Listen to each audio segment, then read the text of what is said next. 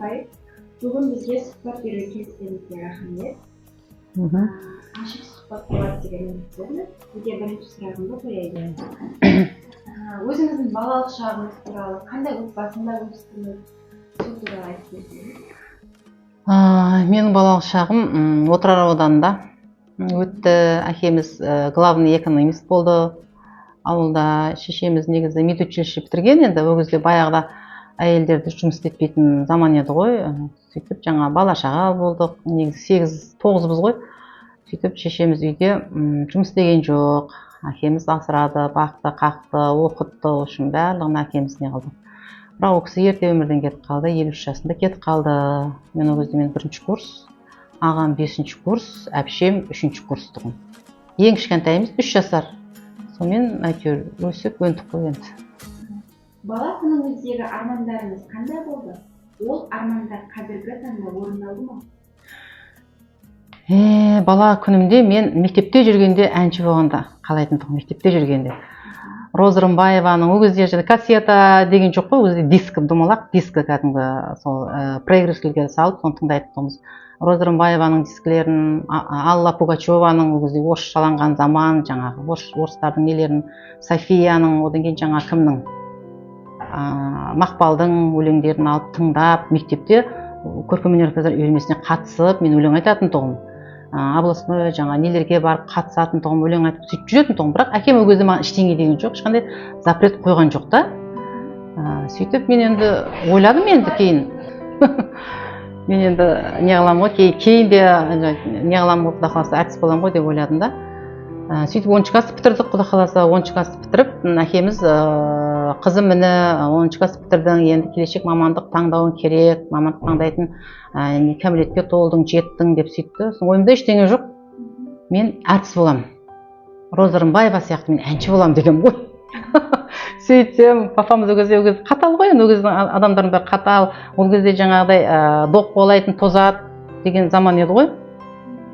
Сөйтіп үндемей қалды да, ол кезде әкеміз қатал, одан кейін ол кісі көп сөйлемейтін, аз сөйлейтін, ол кісі бізге ұрысқан емес, айқайлап сөйлеген емес, қас-қабағынан ақ көзінен қорқатын тұғымыз, бетіне тіке қараймайтын тұғымыз. Деп қараса бітті уже, что-то не то істеп қойғанбыз ғой деп, соны қайттан орнына келтіруге тырысатын тұғымыз. Сөйтіп әкем айтты, қызым деді, әртіс болатын адам ұяттың бәрін жиып теріп жерге көміп қойып әртіс болады, тұр саусағын өсіп жерге осылай көрсетті да. Соны мен төбемнен су құйғандай әсеріп, суды құйып жүрген сияқты болды да, әртіс боламын деген сөздің бәрі жоқ болып кетті ғой. Жерге кетіп, сіңіп кетті сонымен ше. Сөйтіп, бопты онда сіздің қалағаныңызбен дедім, басқа не айтамын? Онда менің қалағаным деді, қыз баласына мұғалімдік жақсы, мұғалім болған жақсы қыз баласына.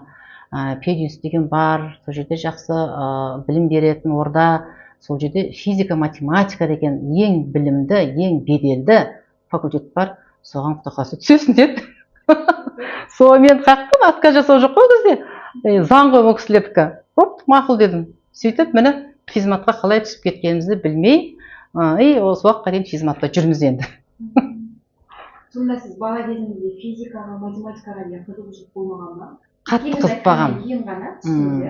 Бірақ енді мектепте оқыдық қой, жақсы оқыдық, барлығынан, бірақ қатты қызықпағам. Есіл дертім жаңа әнші болу ғой. Әнші болу, сондай болды. Апай, сіз қандай студент болдыңыз? Енді студент болдық, 5 жыл оқыдық, мені старосты қойып қойды. Почему-то мені барлығы өзі подкурстан келген қыздар да болды, жаңағы өзінен үлкен қыздар болды көбісі ше.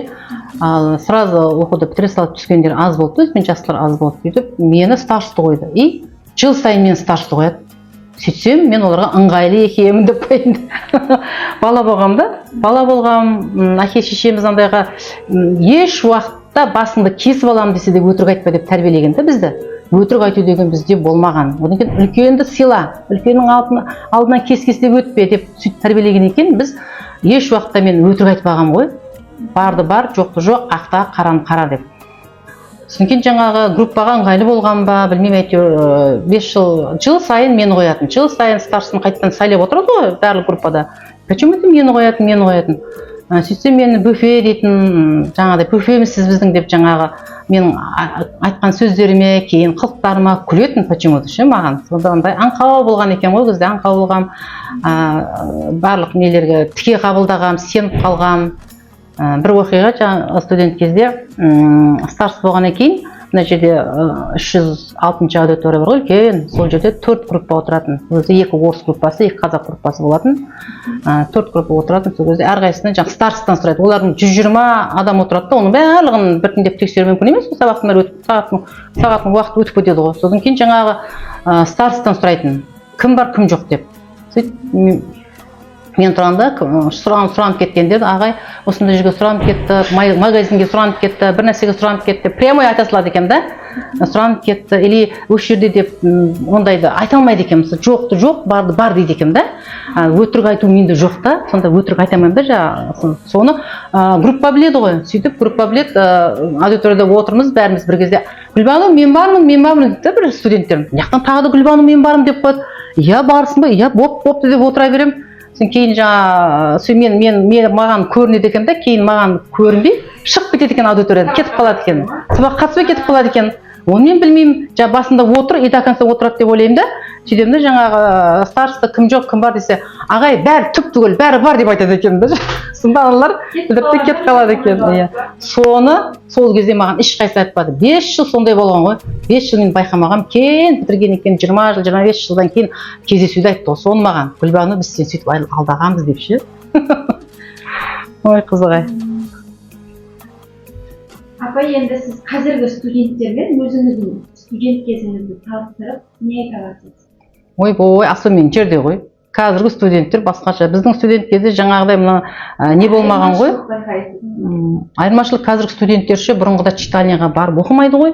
Біз баяғыда азаннан кешке дейін читальня отыратындығымыз.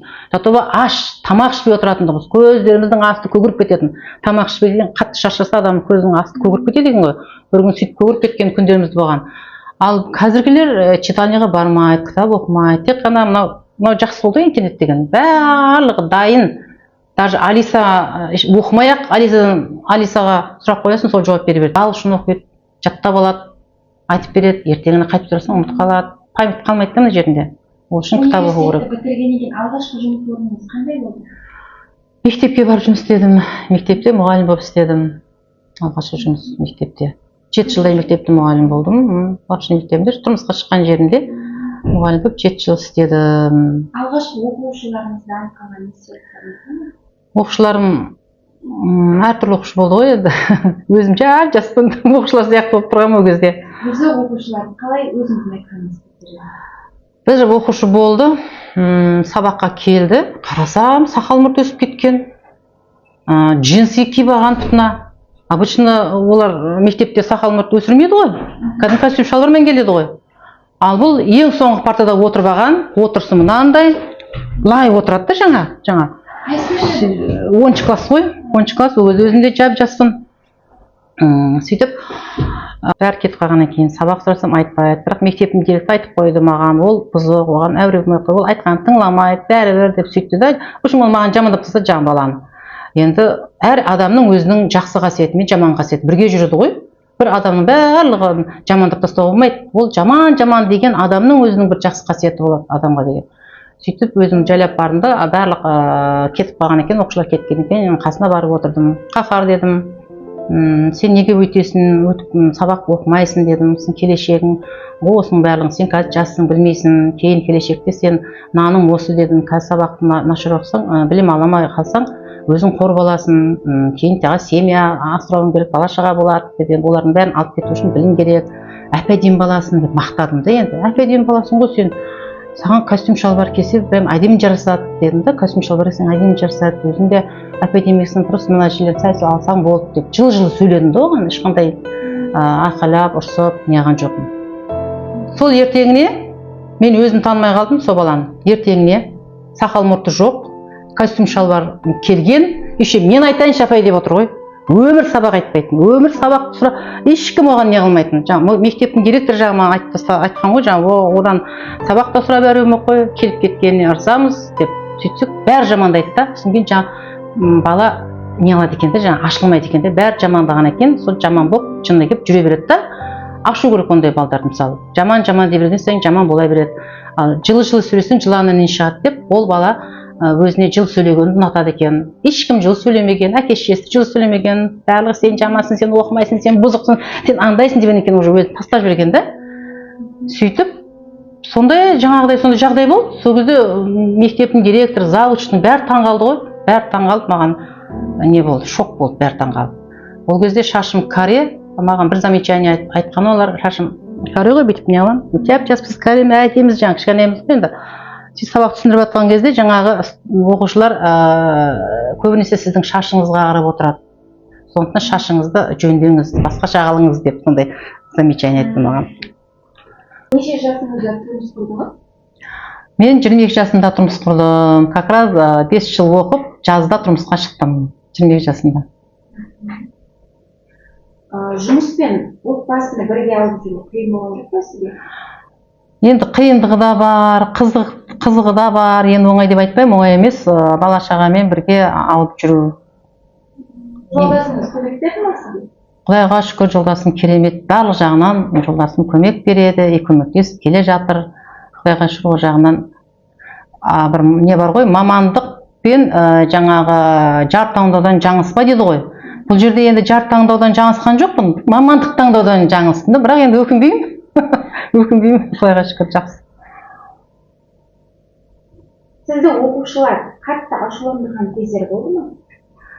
Ашуландырған кездер болды ғой, иә. Ол кезінде сіз не істедіңіз? Оқушылар ма, студенттер ма?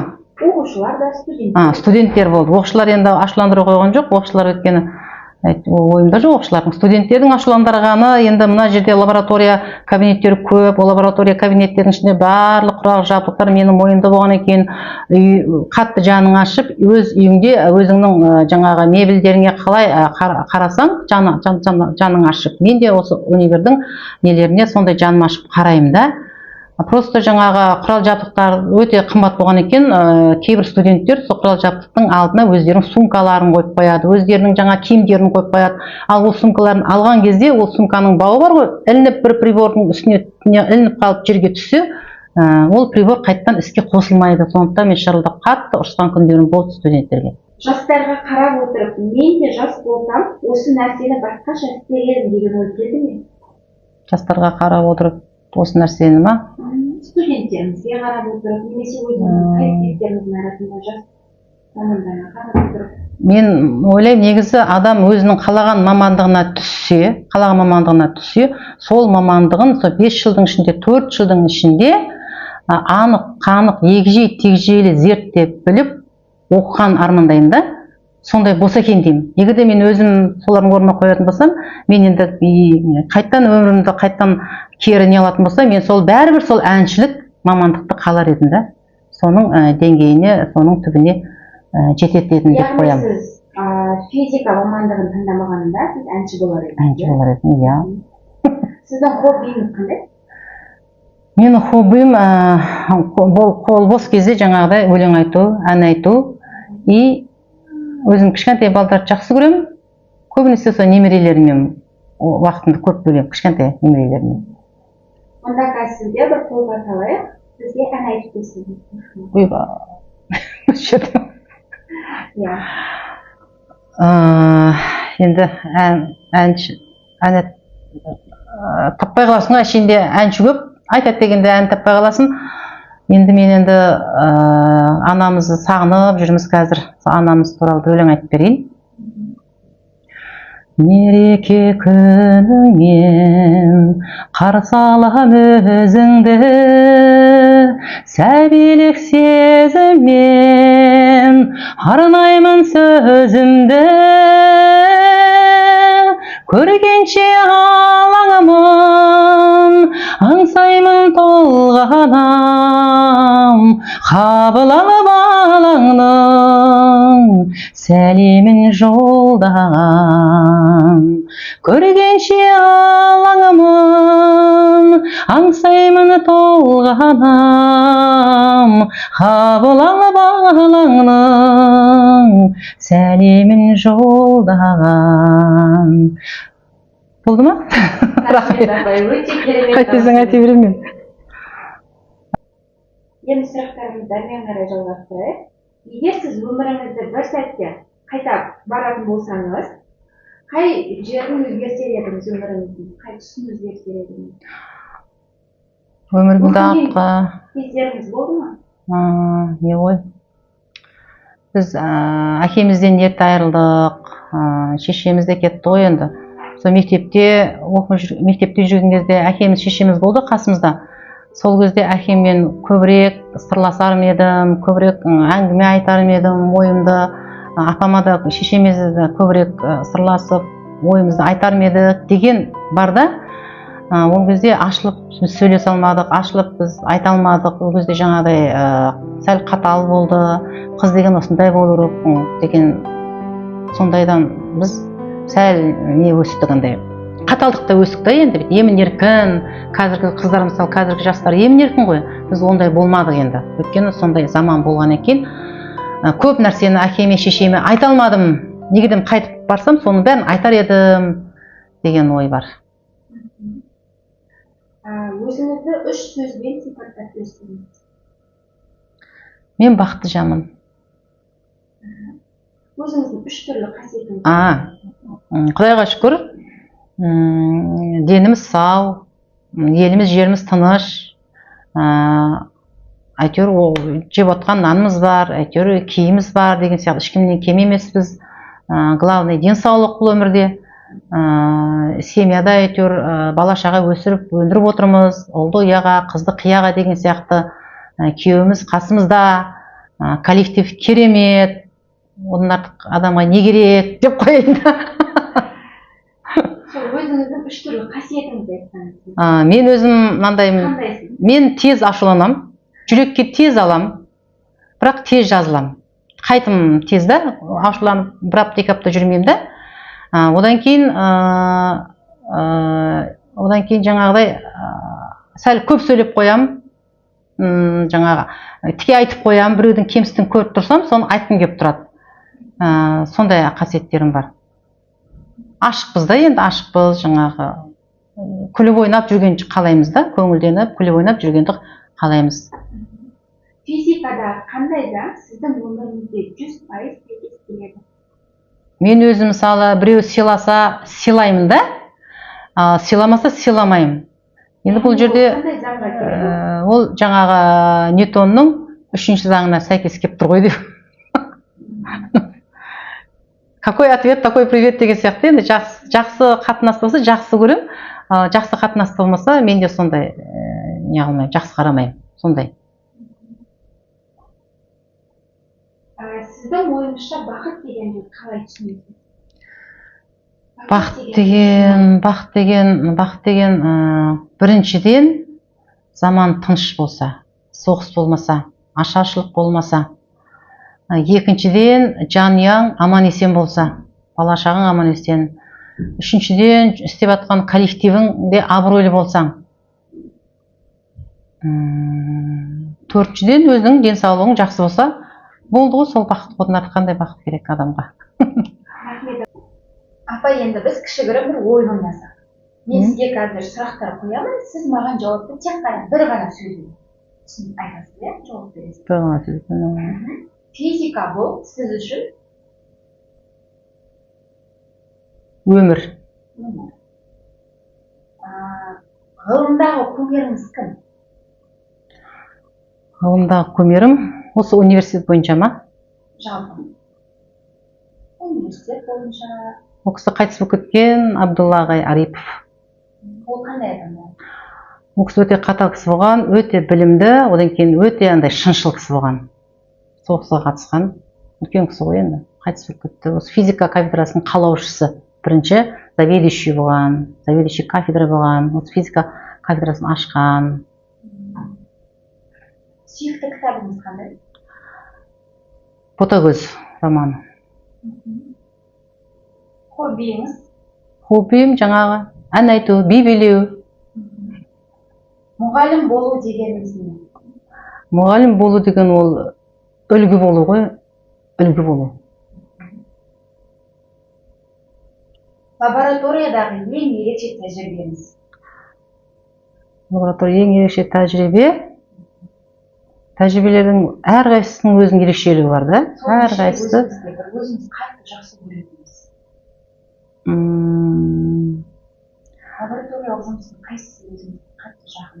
Оптика бөлімінде жинағыш және шашыратқыш линзалардың бас фокустық арақашықтығын анықтау. Осы жұмыстың айтмаған. 30 жылдық жұмысыңызды бір сөзбен сипаттаңыз. Яғни осы университет қабырғасындағы жұмысыңыз. Бір сөзбен ба? 30 жылдық жұмысты. Тарих деп айтуға болады. Тарих. Өкінген кезіңіз болды ма? Өкінген кездерім болды ғой. Жаңағы басында сол мамандық таңдаған кезде қиналған кезде қиналасың ғой енді өзің қаламаған мамандық болғаннан кейін қиын болды, сол кезде өкінген кездерім болды. Ал қазір өкінбеймін бірақ. Дәрістің бір қайыры. Иә, дұрыс айтасың.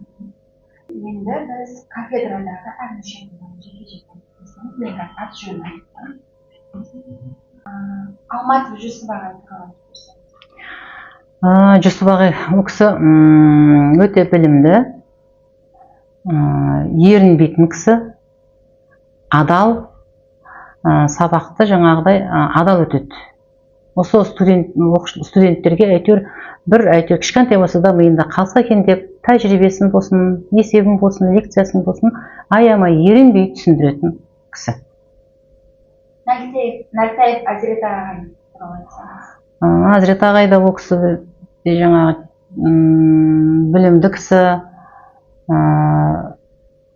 сәл андай әзілкеш, сондай сөздері бар, әсіресе әйел затына комплиментті көбірек айтады. Сондай көңілді кісі, өте білімді ол кісі де, өздерінің нелері де бар. Осы Дәулет пен Бақытжанның несі, руководитель жетекшісі. Сондай жақсы кісі енді, жаман дей алмаймыз енді. Тұрманбеков Төребай ағай. Төребай ағай, ол кісіні мен студент кезде білем да. Студент кезде ол кісі осы жерде инженер болды ма, бір жылдай сондай бір жұмыс істеген. Ол кезде ол кісі бойдақ, бойы ұзын, арық келген кісі болатын. Білімді ол кісі. Кейін бізге келді ғой, бізде проректор болып істеді. Сол кезде танып жатырмын да енді. Ол кезде жас еді, қазір үлкен профессор, доктор, ғылым докторы, өзінің ісінің маманы, артық сөз жоқ, барды бар, жоқты жоқ деп өте әділ оқытушы. Рахаш Бақытқали ағай. Бақытжанмен біз кішкентай кезімізде 94 жылдан бастап бірге лаборанттан бастадық қой, олар да лаборанттан бастады. Бәріміз Бақытжан, Дәулет бәріміз бірге осы жерде жұмыс істеп келе жатырмыз ғой. Кәдімгі бір семьяның адамы сияқты болып кеттік. Бақытжан өте шыншыл. Ол өзінің маманның ас маманы, өзінің маманы өте жақсы көреді, өте жақсы біледі. Өзінің несін аянбай студенттерге білімін бергісі келіп, аянбай, өзін аямай, барлық ынты-шынтымен түсіндіреді. Тағы да ол өте жеңіл тілмен түсіндіреді, өте жеңіл тәжірибелермен, жеңіл тілмен түсіндіріп, студенттің прям ойында өмір бойы қалып кететін дәрежеге келтіреді. Өте өзінің маманы. Адами жағынан өте жақсы, адамгершілігі мол, бірінші очередь семьясын алға қояды. Сондай тамаша адам еді. Дәулетпен де бірге істеп келе жатырмыз кішкентайымыздан. Дәулет енді дұрыс өзінің жұмысын бірінші қояды. Өзінің жұмысын бірінші қояды. Одан кейін осы коллективті, семьясын адал, өзінің мамандығының ол да ас егері, жақсы маман, жақсы қызметкер, қолынан келсе қол ұшын жастарға беретін сондай білікті маман. Сара апаймен де қанша жыл бірге жұмыс істеп келе жатырмыз. Сара апай өте өзінің астрономия пәнін өте жақсы біледі, жақсы меңгерген, соны бітірген. Қанша жылдан бері астрономия пәніне сабақ береді. Апайдың бір несі бар, өзінің айтқаны дұрыс, өзінің айтқанында тұрады. Сен онымен қанша жаңағы ол дұрыс емес, ол андай деп өзінің мнениеңді айтқан күннің өзінде ол кісі бәрібір өзінің айтқанында, өзінің ойында, мнениесінде тұратын кісі. Жақсы маман. Абдрахманова Хадиша апай. Хадиша апайды көп біле бермеймін, бірақ бізге кейіннен келді ол кісі. Ол кісі де жақсы, жан жақты, орысша да, қазақша да, ағылшын тілінде де сабақ бере береді, білімді кісі. Бірақ кейде онша нәрселерді сұраймыз ғой ол кісіден. Бірақ ашылып бізге онша айтпайды да енді. Өзі біледі, өзі атқарып, өзінің мамандығын жақсы атқарады, жақсы біледі, жақсы түсіндіреді. Бірақ кейде көмек сұраймыз ғой енді, бірақ сол кезде сәл жаңағыдай көмегін қатты бермейді, береді, бірақ бүйтіп не қылмайды, ашылмайды да. Садық Болат ағай. Болат ағай, ол Болат ағай, сол маған кішкентай ғой, інім болады ғой. Үшінде ол кісімен де қанша жыл бірге жұмыс істеп жатырмыз. Ол кісі ерінбейді. Ешқандай ерінбейді, оқу сабақты до конца ерінбей студенттерге түсіндіреді. Любой бір жұмысты алатын болса, оны да до конца жақсы бітіреді. Енді бірақ ұзақ бітіреді да, тез бітірмейді. Ұзақ уақыттан кейін бітіреді, бірақ ұзақ уақыт болса да барлығын точка, запятойына дейін жақсы бітіретін адам. Бірақ сәл ұзақ күтіп қаласың да оны. Бірақ түбінде конкретно жаңағы жұмысыңды жақсылап бітіріп орындап береді. Жақсы маман, мықты физик. Баян. Баян өзіміздің қызымыз сияқты. Баян ол жас болса да ас. Өзіміз кейіп таңғаламыз. Біздің миымыз жетпейтін нәрселерді ұйымдастырып, ойластырып, тереңінен ойлайтын. Жас болса да көпті көрген. Айтады ғой қазақта, көп өмір сүргеннен сұрама, көпті көргеннен сұра деп. Ол көп нәрсе, көп көрген, сондықтан ол алғыр болғаннан кейін докторантураны жастай қорғап, міне жастай үлкен қызметтерде жүр. Оның мінезі андай бір нәрсе бере ма, соны орындағанды қалайды. Ал орындамай ұмытып кетіп, келесі анау күнге қалдырғанды ол қаламайды да. Бір жұмыс берсе, соның жұмыстың жауабын алғанды қалайды. Сондай кішіпейіл, үлкендерді сыйлайды, жастарға өзінің үлгісін көрсететін жақсы маман. Бекзат, Бағдат, Бекзат, екеуінің несін ауыстырамын кейдеше.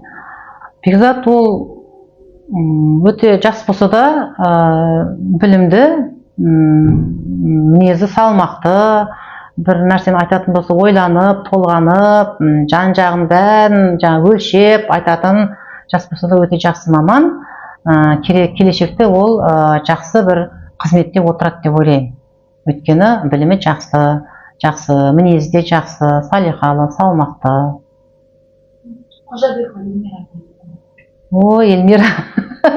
Эльмира қызымыз өзіміздің студентіміз ғой.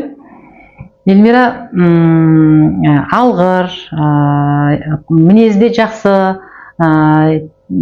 тез шешім қабылдайды, бірақ кейде асығыс қабылдаған кезде кейбір жерлерде қателікті жіберіп қояды да, оны келешекте жөндеуге болады. Қимылы жылдам, алғыр, студенттермен де қарым-қатынас жақсы, үлкеннің де көңілін табады, кішілердің де көңілін табады, ол жағынан жақсы. Просто кейде енді барлық адам барлық жағы жақсы болар мейді ғой, бір кемістігі жаңағы тез асығыс қимыл жасап, жаңа бір жерлерінде қате кетіп қалады да.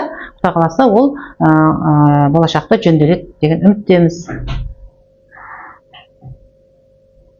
Жақсы маман, жақсы. Құлжанов Ақылбек, ол кеше ғана келген өзіміздің студентіміз, өзіміздің магистрантымыз, кеше ғана келді.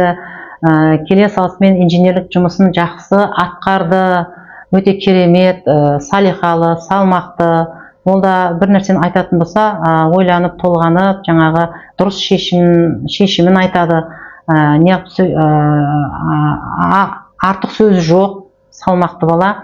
Өзіме өте ұнайтыны, өзім қатты қиналып бір жұмыстар, жаңа бізде бір тексеру келді ғой, сол кезде қасында жүріп, азаннан кешке дейін мен тамақ ішпесем, бұл да тамақ ішпей қасында жүре берген, мен қатты переживать еткенім сонша тамақты ұмытып кеткенім ішуді, бұл да қасында жүре беріп, барлығын по полочке реттеп, приборларымды, құрал жабдықтарымды орын-орнына шкафқа салып, рахмет, өркені өссін, жас қой, қазір сондай болса, Құдай қаласа келешекте мықты маман болады деп ойлаймын. Өйткені өзінің мамандығын жақсы бітірген, жақсы оқыған, Құдай қаласа бақытты болуын мен өте қалаймын. Өзім балам ретінде бақытты болғанын қалаймын. Жолы ашық болсын. Керімтай Әлішер. Әлішерді ол бізге басында бізде оқымаған, бірақ бізде магистратураны оқыды. Өте кішіпейіл, күліп жүретін бала, қолынан бәрі іс келеді.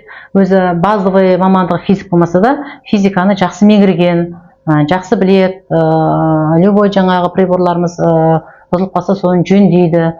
Ол да үлкенді сыйлайды, иманы бар, келешекте жақсы маман болады деген ойдамын. Өте жақсы. Біздің коллективте жаман адам жоқ. Именно біздің коллектив. Енді жаманды айтамайсың ғой ешқайсысын. Қанша жаман болса да жақсы мінездері бар, жақсы қылықтары бар.